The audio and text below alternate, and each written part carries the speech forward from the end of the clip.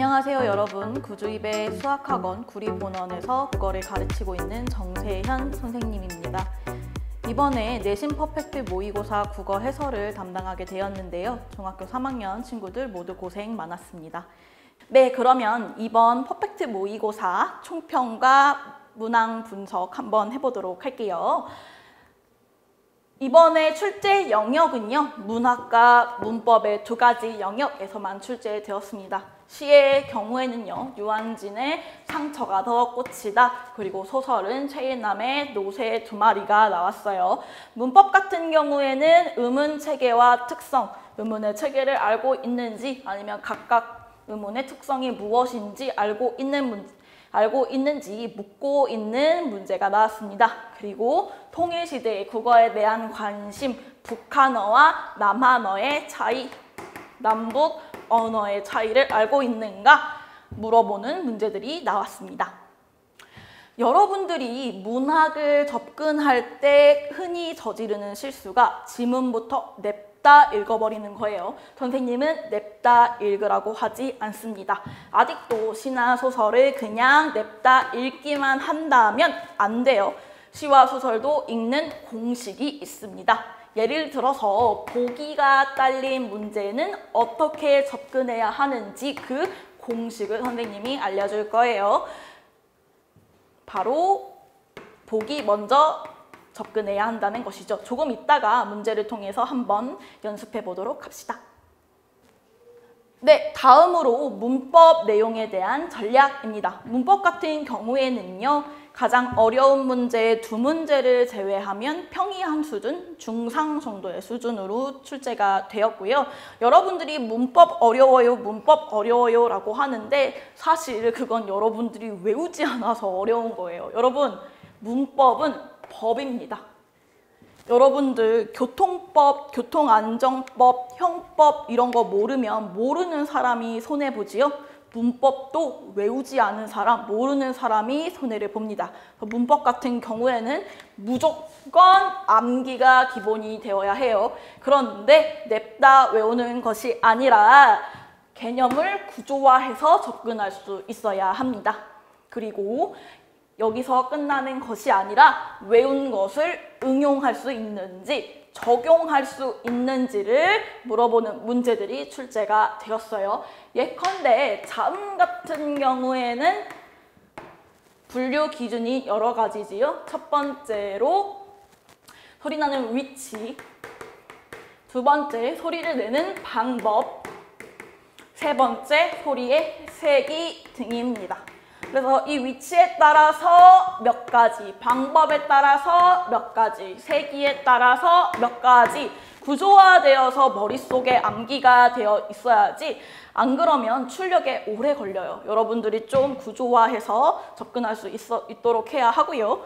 어려운 문항일수록 단순히 문법적 지식만 묻는 게 아니라 다양한 갈래를 활용해서 복합적으로 제시를 합니다. 바로 이것이 수능형 문항이지요. 아마 여러분도 두 문제 정도 풀어봤을 거예요.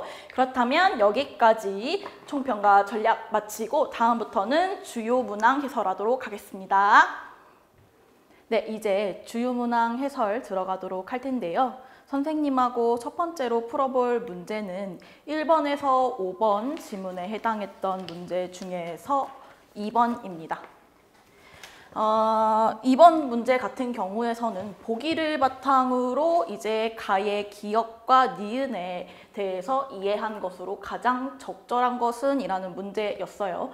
여러분들이 보기가 딸린 문제를 보게 되면요, 여러분들이 취할 수 있는 전략은 첫 번째로 보기를 먼저 읽는 것입니다. 첫 번째로 보기를 먼저 읽어주세요. 그리고 이 보기를 토대로 지문을 읽어주시면 됩니다. 보기를 토대로 지문을 읽어주시면 돼요. 그래서 보기를 먼저 봐주시면, 네, 사군자에 대해서 나와 있지요. 사군자란 동양화에서 매화, 난초, 국화, 대나무를 일컫는 개념이다. 네 가지 군자니까 사군자겠지요. 사군자 중 매화는 추운 겨울을 이겨내고 가장 먼저 꽃을 피운다라고 되어 있어요. 이처럼 악조건을 바로 앞에서 어떤 말로 사용했냐면 추운 겨울이라는 말로 사용했습니다. 악조건과 고난 속에서도 꿋꿋하게 꽃을 피우는 매화가 선비들이 사랑해서 많은 시조와 그림의 소재로 쓰였다라는 보기 내용이네요. 그러면 이 보기 내용을 읽은 다음에 어떻게 지문으로 들어가냐? 보기 내용을 여러분들이 구조화해서 머릿속에 넣어야죠. 보기에 정보, 사군자라는 게 있었고 그 중에서 매화라고 하는 한 가지 소재에 대해서 설명을 했습니다. 근데 이 매화가 고난과 역경 속에서도 꽃을 피운다고 얘기를 했어요. 그러면 아마도 주어진 작품은 이 고난과 역경 그리고 꽃이라고 하는 것에 대해서 분명히 다루고 있을 겁니다. 그러면 시 본문을 다시 보도록 할까요? 네. 네, 보도록 합시다. 어린 매화나무는 꽃 피느라 한창이고 400년 고목은 꽃 지느라 한창인데 라고 하고 있습니다. 매화나무 나왔죠? 보기에서 읽었던 대로 매화나무 나왔어요. 이 매화나무가 꽃을 피우고 있습니다. 꽃을 피우고 있네요. 그리고 고목은 꽃 지느라 한창이라고 하고 있습니다. 그러면 여러분들이 여기서 실수를 할 수 있는 게 꽃이 좋은 것 같은데 꽃을 피우느라 한창인 어린 매화나무는 좋은 거, 꽃이 지고 있는 400년 고목은 나쁜 건가? 라고 함정에 빠질 수 있습니다. 근데 여기서 함정을 빠지면 안 되죠. 구경꾼들이 고목에 더 몰려섰다. 사람들이 어린 나무가 아니라 어디에 갔다? 고목에 갔다라는 정보를 놓치지 말아야 합니다. 시 역시 여러분들이 한 행 한 행 읽어가면서 함정에 빠지지 않도록 전체적으로 맥락을 파악하는 게 중요해요. 고목이 어떤 고목이냐? 둥치도, 가지도, 꺾이고, 구부러지고, 휘어졌다. 다 마이너스, 마이너스, 마이너스, 마이너스입니다. 우리 보기에서 이 마이너스 정보들을 뭐라고 했냐면 고난과 역경 같이 표현을 했었어요. 그리고 겨울이라는 단어도 나왔죠. 그래서 보기 좋게 다시 세모로 표시를 할게요. 둥치도 가지도 꺾이고 구부러지고 휘어졌습니다. 그 다음 갈라지고 뒤틀리고 터지고 또 튀어나왔죠. 진물조차 얼마나 오래 고여 흐르다가 말라붙었는지 국달한 혹이며 패인 구멍들이 험상궂대요. 마이너스 마이너스 계속 마이너스 정보가 나오고 있네요. 그럼 다음 구절로 가봅시다.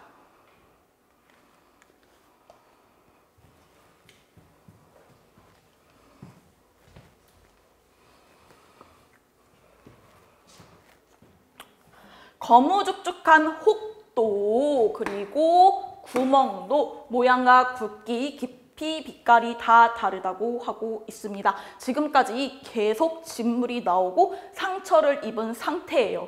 상처를 입은 상태인데 심지어 새로운 진물이 번지고 있습니다. 그러면 지금까지 이 고목은요.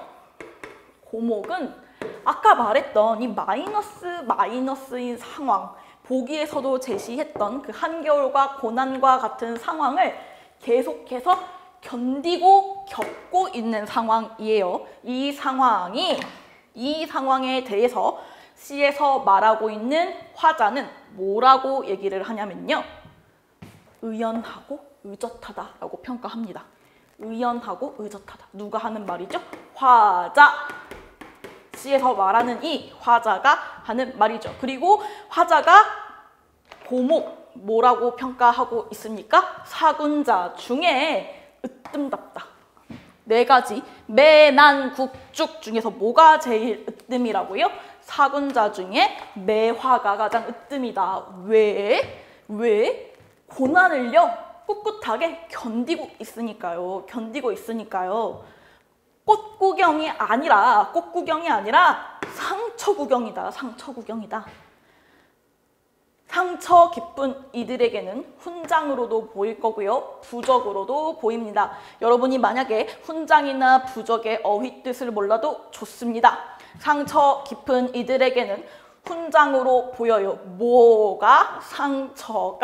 상처가 좋은 의미라고만 유추할 수 있으면 됩니다. 그렇다면 다음 구절 보도록 할게요.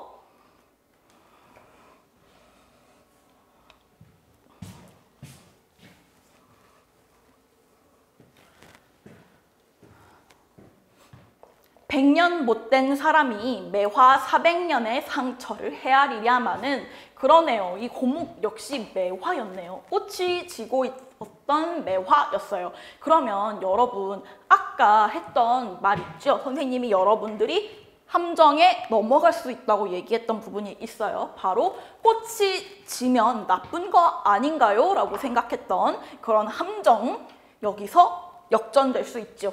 감탄하고 쓸어보고 어루만지기도 한다. 뭐를? 만졌던 손에서 향기까지 맡아본다.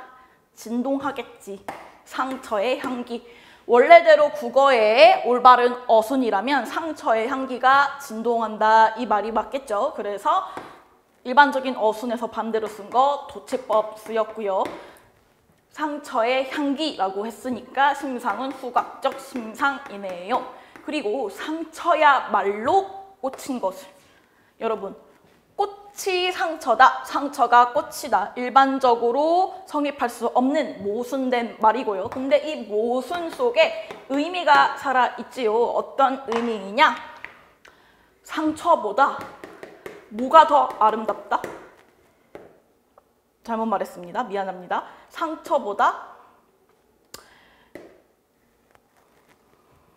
미안합니다. 다시 하겠습니다. 꽃보다 상처가 아름답다 라는 의미가 들어있는 것이지요. 꽃보다 상처가 아름답다 라는 의미가 들어가 있습니다. 그렇다면 이 화자가 얘기하고 싶은 것은 어린 나무가 피우는 꽃보다 고목이 가지고 있는 상처가 더 아름답다는 거고요. 이 상처는 지금까지의 고난, 역경을 꿋꿋하게 이겨냈다는 뜻일 거예요. 그래서 상처를 더 긍정적으로 평가하고 있는 것이죠. 그래서 처음에 얘기했던 그 함정이 역정되는 부분이 바로 이거예요. 꽃이 지고 상처를 가지고 있는 것이 화자에게는 더 긍정적으로 보였던 거죠. 보기에서 여러분들이 그렇다면 꽂혀야 될 포인트는 꽃이라는 게 아니라 바로 역경과 고난을 이겨내는 꿋꿋함 되겠습니다. 그러면 문제 한번 같이 해결해 보겠습니다.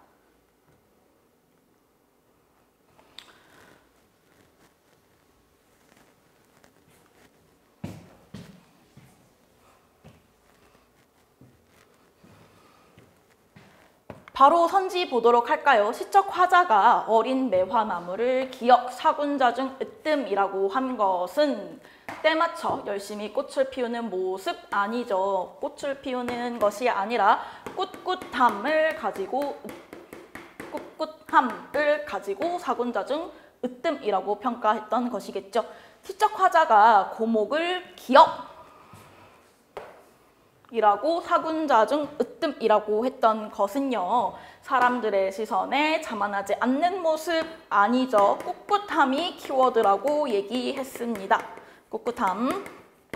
1번 선지와 2번 선지를 비교해 보면 사군자의 모습이 어떤 것을 가지고 얘기하는 거냐라고 물어보고 있다는 공통점이 있고요. 대상 같은 경우에는 어린 매화나무냐 고목이냐가 달라졌죠. 그러면 다시 기억해보면 꽃을 피운 어린 매화나무보다 어떤 거, 꽃이 지고 있는 고목이 더 긍정적이었던 것이기 때문에 1번 선지는 아예 틀린 것들이라고 볼 수 있겠네요. 그럼 다음 선지 보도록 할게요.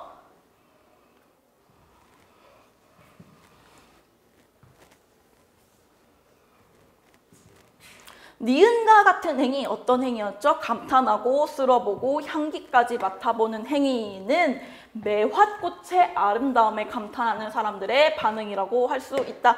매화꽃의 아름다움 아니었습니다. 이 화자는 꽃보다 뭐를 긍정적으로, 상처를 긍정적으로 인식하고 있었기 때문에 틀린 선지네요. 니은과 같은 행위에는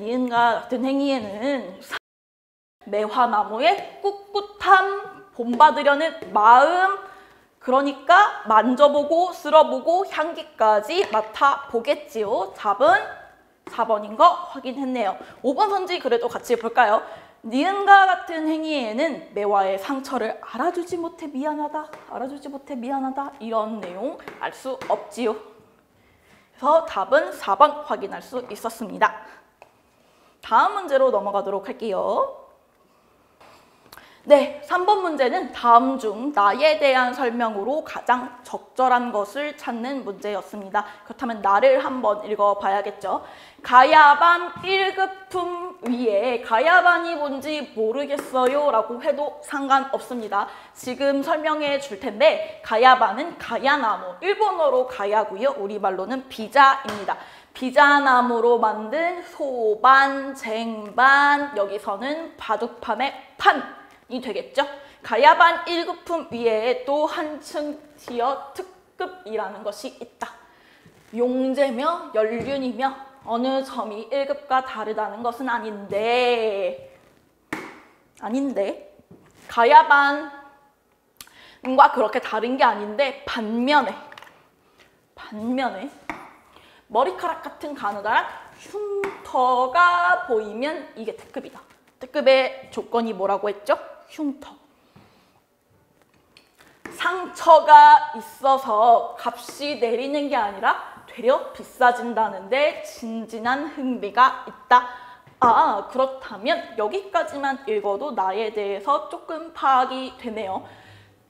완벽하게 흠이 없는 가야반보다 뭐가? 상처, 흉터가 있는 가야반이 더욱 인정받는 재료다라고 알 수가 있겠죠. 그러면 마저 읽어볼게요. 반면이 갈라진다는 것은 기약치 않은 불측의 사고입니다. 예상치 못한 사고고요. 사고는 원래 우연히 갑자기 일어나는 것이죠.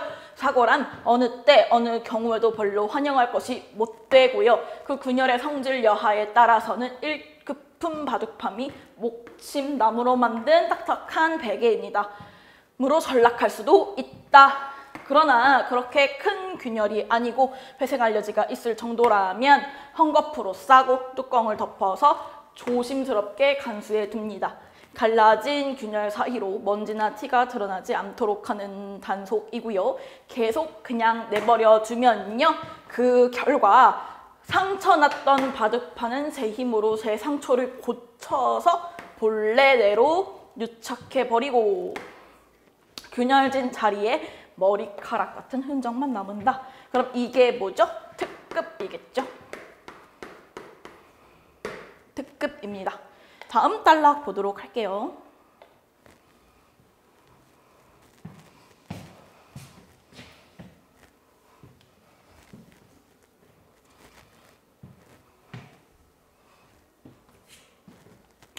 하마터면 목침감이 될 법한 그렇던 그 나무가 치명적인 시련을 이겨내면 도리어 한 급이 올라 특급이 되어버린다. 네, 재미가 깨를 먹는 이야기고요. 재미가 깨를 먹는다라고 얘기하면 재미있다라는 거잖아요. 그러면 글쓴이는 이 흉터를 가진 나무에 대해서 어떻게 생각한다? 자세히 알지 않아도 돼요. 우리는 긍정, 부정 또는 플러스, 마이너스로만 사고할 수 있어도 됩니다. 이 글쓴이는 특급품에 대해서 긍정적으로 생각하고 있어요. 그럼 마저 봅시다. 더 부연할 필요도 없거니와 나는 이것을 인생의 과실과 결부시켜서 생각해본다. 언제나 어디서나 과실을 범할 수 있다는 그 가능성을 달고 다니는 것이 인간이고요. 그럼 인간의 경우에도 이것을 적용할 수 있다라는 거죠. 적용할 수 있다.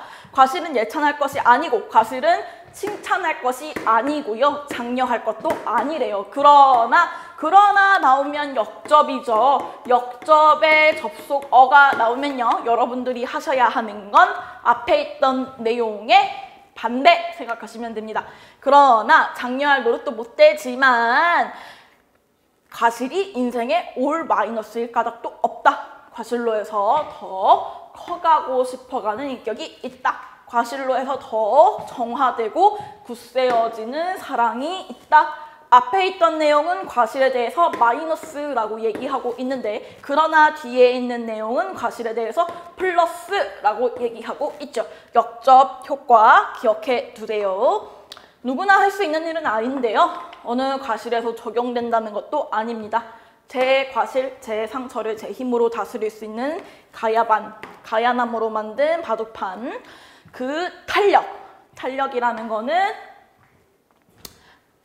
구부려졌다가 다시 원래대로 돌아오는 힘을 탄력이라고 하죠. 그 탄력만이 과실을 효용한다. 이 탄력이 내포하고 있는 의미는요, 바로 회복성이죠.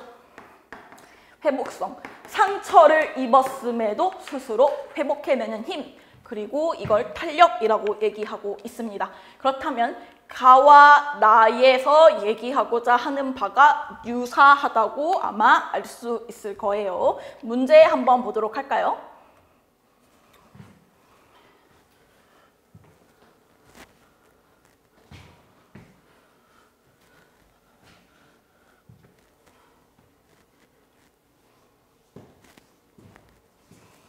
선생님이 너무도 친절하죠? 너무도 친절하게 선지 배열을 했습니다. 그래서 5번부터 보도록 할게요. 어떻게 하면 실수 없는 인생을 살아갈 수 있는지 해법을 제시한다. 어떻게 하면 해법 같은 거 어떻게 살아라 하는 해법 없었고요. 실수 없는 인생이 좋다 이런 말도 하지 않았습니다. 과실이 어떠한 경우에 효용될 수 있는지를 얘기를 하긴 했죠. 4번, 상처는 모두 이겨낼 수 있는 것이라고 하며 독자를 응원한다. 독자를 응원하는 거 잘 모르겠네요. 잘 모르겠는 건 세모. 상처는 모두 이겨낼 수 있는 것이다 라고 하지 않았어요. 목침이 될 수도 있다고 했죠. 상처 자체를 아름답게 여긴다. 여기서 함정에 빠지지 마세요. 상처를 아름답게 여기는 역설적인 모습. 역설적으로 상처를 아름답게 여기는 건 가에 대한 설명이었고요. 나는 상처 자체는 권장할 것, 장려할 게 못 된다 라고 했죠. 실수를 하지 않고 살아가는 인간의 완벽함 이런 얘기 하지 않았어요. 실수를 하는 거 그리고 회복하고 돌아오는 탄력의 경우가 인간의 경우에도 적용될 수 있다고 했죠. 이런 경우 없었습니다. 답은 자동으로 1번인데요. 인생을 살아가는 데 있어. 그렇죠. 회복, 탄력성, 중시 맞습니다.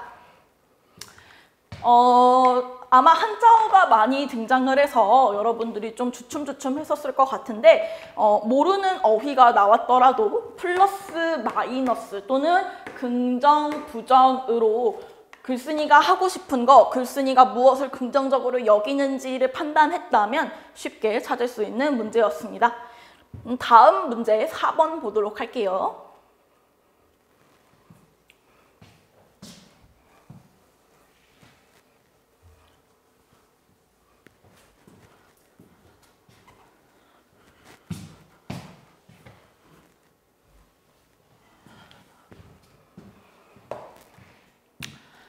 가와 나의 내용을 고려할 때 가의 화자인 A와 나의 저자인 B가 할 법한 대화의 내용을 적절하지 않은 거 고르는 문제입니다. A는 가의 화자이고요. B는 나의 글쓴이입니다. 볼게요. A, 저는 상처를 입은 내화나무를 소재로 심미적인 인식을 표현해 보았습니다. 선생님, 심미적인 인식이 뭔지 모르겠어요 라고 하면 이 심미적인 인식이라는 것은 세상 또는 사물을 무엇으로 바라보는 관점, 아름다움에 대한 관점으로 바라보는 걸 심미적인 인식이라고 합니다. 기억나지요? 가에서는 뭐보다? 꽃보다 상처가 더 아름답다고 했었죠. B. 저는 상처를 회복한 가야반을 소재로 인생의 교훈 맞죠? 생각해 보았어요. 여기서 잠시 얘기하자면 나 그래 갈래는 수필입니다. 소설 아니고요. 시 아니고 수필입니다. 수필은 항상 교훈성이 있다는 거 기억해 두세요. 당신의 시 역시 자신이 저지른 실수를 깊이 반성하는 사람에게 전하는 메시지군요. 이게 좀 이상하죠? 자신이 저지른 실수를 깊이 반성하는 사람? 아니죠. 가예 시의 경우에서는요. 상처, 고난, 역경 같은 거를 꿋꿋하게 견딘 사람이 아름답다라고 얘기하는 시였습니다. 답은 디귿 3번이 아마 되겠죠. 사람도 살면서 얼마나 많은 시련을 받았을까요? 400년을 살아온 나무를 보면서 상처를 이겨내겠다는 다짐을 하게 됩니다. 이런 생각할 수 있겠죠. 본받고 싶어 하는 거니까요. 그렇게 상처를 이겨내다 보면 분명 이전의 자신보다 한 단계 성장, 실수에서 회복하게 되면요. 어떻게 된다? 1급 위에 다른 급, 특급이 된다 라고 얘기했습니다. 전부 맞는 선지이고요. 디귿만 틀렸네요. 다음 문제 보도록 할게요. 네, 5번 문제 보도록 할게요. 가와 나에 대한 설명으로 지금 PPT에 문제가 잘못 나와 있는데 적절하지 않은 게 아니라 적절한 것 찾는 문제입니다. 가는요, 시였고요. 나는 수필이었습니다. 방금 전에 수필 갈래라고 얘기했지요. 교훈을 담고 있는 글이고요. 선생님, 그러면 소설과 수필은 어떻게 구분을 하나요? 라고 질문을 할 수가 있는데 소설가 같은 경우에는 짧은 지문에서라도 반드시 인물과 사건이 제시됩니다. 그리고 벽연과 같은 경우엔 나올 수도 있고 안 나올 수도 있고요. 인물과 사건이 반드시 등장을 해야 하는데 방금 전에 읽었던 나의 경우에는 뭐라고 나왔냐면 가야반에 대해서 설명을 했잖아요. 그러니까 인물은 안 나오죠. 가야반이 인물은 아니었으니까요. 바둑판이었죠. 그렇다면 1번부터 보도록 할게요. 적절하지 않은 게 아니라 적절한 거 찾는 겁니다. 가와 나 모두 글의 주제와 종류가 같다. 끊어서 한번 볼게요. 가는 시였고 나는 수필입니다. 글의 주제는 유사하죠. 상처가 더 아름답다. 상처를 이겨내야 한다. 근데 종류가 같다는 틀렸죠. 가는 시고 나는 수필이었으니까요. 나는 가와 달리 읽을 때 리듬감이 살아난다. 리듬감의 네모를 치면요. 리듬감이 살아난다는 건 운율이 있는 글이라는 것인데 운율이 있는 글은 시를 의미를 하죠. 그래서 나는 가와 달리가 아니라 가는 나와 달리라고 해야 합니다. 3번 가는 나와 달리 소재를 인생의 교훈과 연결하고 있다. 한번 볼까요? 소재를 인생의 교훈과 연결하고 있는 글은 수필이니까 나가 될 거고요. 그렇다면 나는 가와 달리라고 설명을 하거나 다른 관점에서 보면 가의 시 같은 경우도요. 여러분 상처가 꽃보다 더 아름답다를 교훈이라고 생각하고 상처가 꽃보다 더 아름답다고 하는 걸 교훈이라고 생각하고 감상할 수도 있겠죠. 그러니까 3번 선지 어차피 틀린 선지고요. 가는 나와 달리 대상의 대조가 두드러지게 나타나지 않는다. 대조. 여러분 여기서 대조와 비교가 무엇인지 알아야 합니다. 비교는요. 대상의 두 대상의 또는 여러 대상의 공통점을 중심으로 표현하는 게 비교입니다. 그 다음 대조는 무엇이냐? 두 대상 또는 여러 대상의 차이점을 중심으로 표현하는 게 대조죠. 그렇다면 대조가 나왔던 게 어떤 작품이었는지 기억나시나요? 바로 가였죠. 가 같은 경우에는 어린 매화나무와 고목 간의 대조. 얘는 꽃을 피우는 친구였고 얘는 꽃이 지고 상처가 많았던 친구였죠. 그래서 대상의 태도가 두드러지게 나타난다라고 해야 합니다. 가와 나 모두 사람들이 보편적으로 생각하는 것과 다른 접근법이 나타난다. 이게 정답이죠. 보편적으로 사람들은 전부 꽃이 더 아름답게 하고 얘기를 할 것이고 흉터가 없는 바둑판이 예쁜 거, 좋은 거라고 생각을 할 테니까요. 답은 5번입니다. 그렇다면 여기서 문학 해설은 마치고요. 이제부터 문법 해설을 해보도록 할게요. 네, 그러면 이제부터 문법 문제 해설을 해볼 텐데요. 여러분들이 오늘 봤던 문제에서는 두 문제 정도 아주 어려운 문제가 출제되었습니다. 첫 번째로 22번입니다. 다음 조건을 충족하는 시어를요. 보기에 기억에서 미음 중에 있는 대로 모두 골라야만 하는 문제입니다. 조건 볼게요. 먼저 조건부터 분석해야겠죠. 울림소리인 자음을 지니고 있다. 그리고 공기를 막았다가 터뜨리며 소리내는 자음을 지니고 있다. 고모음인 단모음을 지니고 있다. 그렇다면 이 세 가지 조건을 차례대로 모두 만족하는 자음과 모음을 골라야 합니다. 볼게요. 시어 중에서 자음, 어떤 자음이죠? 울림소리인 자음이래요. 그러면 여러분들이 생각나야 되는 거 노란 양말 또는 나라마음. 저는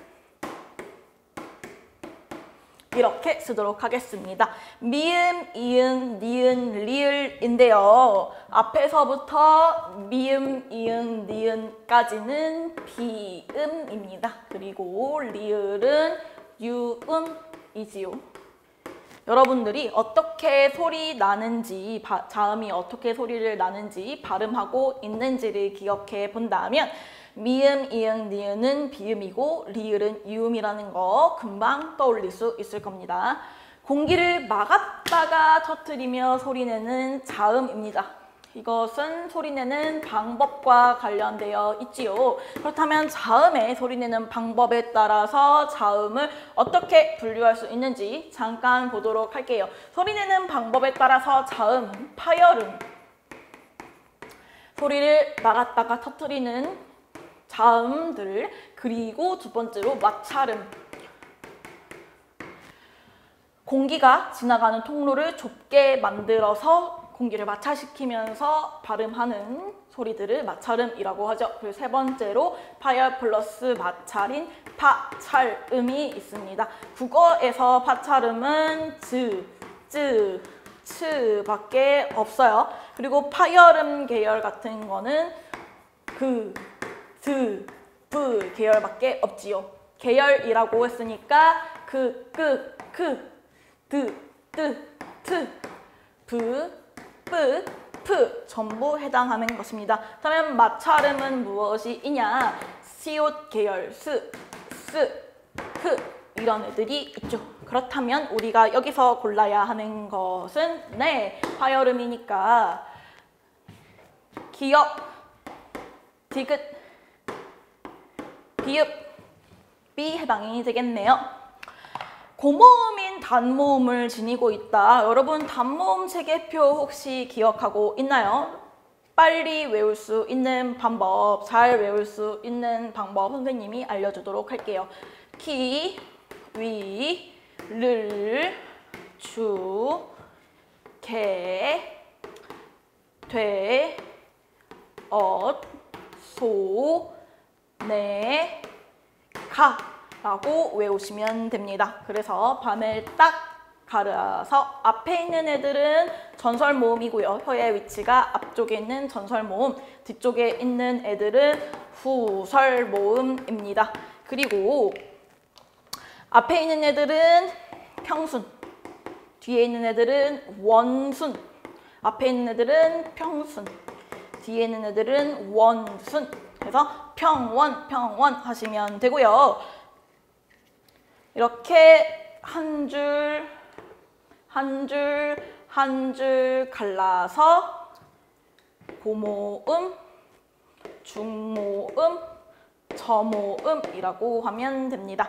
그렇다면 우리가 여기서 필요한 애들은 고모음이잖아요. 그러면 키위를 주니까 키, 위, 를, 주 이 애들을 찾아주면 되겠죠?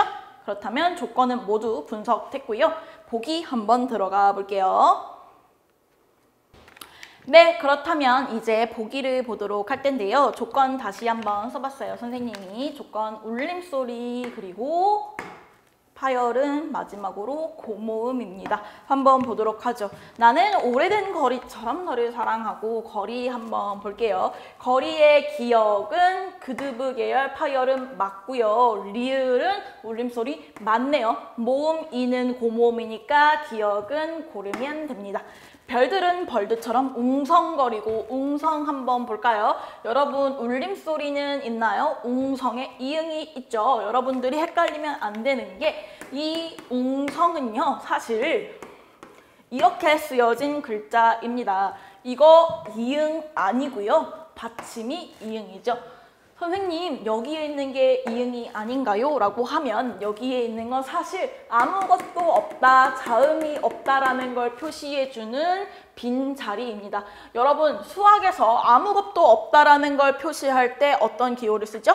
0을 쓰지요. 국어에서도 똑같습니다.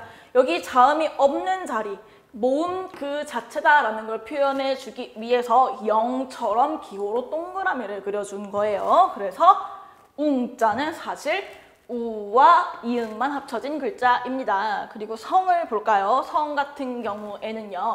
시옷 마찰음이고 플러스 어 플러스 이응이네요. 이응 하나는 있지만 시옷은 파열음이 아니고 마찰음이니까 탈락. 작은 볼까요? 작은의 지읒은요 파찰음이고요. 아는 저모음이고요. 기억은 파열음이네요. 은 볼까요? 은 이응이 아니죠. 으와 니은이 합쳐져 있는데요. 니은은 울림소리 맞고요. 으 같은 경우에는요. 키위를 주의 으이기 때문에 조건 으도 있고 파열음 기억도 있고 울림소리 니은도 있으니까 디귿 골라주면 됩니다. 네 손바닥을 두드리는 비를 줄게. 과거에게 그랬듯 미래에게도 아첨하지 않을게. 저모음이고요. 첨 보시면 치읓은 파찰음이죠. 파찰음과 그리고 미음, 비음이기 때문에 얘는 탈락. 미음 볼까요? 비누 거품 속에서 비누 거품, 비누 한번 분석해 봅시다. 비읍, 파열음 맞죠? 이 고모음 맞죠? 니은 울림소리 맞고요. 우 고모음 맞죠? 그래서 정답은 기억과 디귿, 미음 모두 골라주시면 되겠습니다. 하나라도 놓치면 안 되고요. 모두 골라야 하는 문제였습니다. 그럼 다음 문제 가도록 할게요. 네, 주어진 보기에서 코 안으로 공기의 흐름이 원활하지 않을 때 발음하기 어려운 자음이라고 하는 것은요. 여러분이 이 말이 무엇인지 잘 몰라서 틀렸을 것 같아요. 여러분, 이 말은 길게 되어 있지만요. 사실 간단하게 바꿔서 말할 수 있습니다. 코 안으로 공기의 흐름이 원활하지 않으면, 코 안으로 공기가 통하지 않으면 발음이 안 된다는 것은 바꿔 말하면요. 코 안으로 공기가 흘러야 발음도 할 수 있다는 의미겠지요. 그럼 코 안으로 공기를 흘려서 발음하는 친구들을 우리는 비음이라고 합니다. 비음에도 아까 말했지만 선생님이 아까도 얘기했지만 비음에는 미음, 이응, 니은이 포함이 되죠. 그래서 사실 이 문제는 이 길게 설명하는 함정에만 걸리지 않으면 금세 고를 수 있는 문제였습니다. 그렇다면 우리는 미음, 이응, 니은 있는 거 한번 찾아볼게요. 내 그대를 생각함은 그대 없지요. 그대가 앉아있는 배경에서 해 없지요. 디귿. 그대가 한없이 괴로움 속 없지요. 때에 오랫동안 전해오던 그 사소함 있지요. 미음 불러 안 되죠. 여러분들이 울림소리 4개는 잘 외워요. 울림소리, 노란 양말, 나라 마음 잘 외웁니다. 하지만 이 4개의 자음 울림소리 중에서 무엇이 비음이고 무엇이 유음인지는 자꾸 헷갈려요. 그러면 안 됩니다. 분할해서, 구분해서 외워줘야 해요. 미음, 이응, 니은까지는 비음, 리을은 유음. 만약에 공기를 울리지 않으면 발음하기 어렵다 했으면 미음도 정답 인정이 될 거예요. 하지만 지금 문제에서 코, 안이라고 명시해 줬기 때문에 리을 고르시면 안 되고 4번 사소함 골라주시면 됩니다. 네, 지금까지 문제 해설 마쳤고요. 여러분들 오늘 시험 치느라 너무너무 고생했습니다. 내일 시험도 열심히 공부한 만큼 좋은 결과 있었으면 좋겠습니다. 모두 힘내서 내일 시험 잘 보도록 하세요. 파이팅입니다.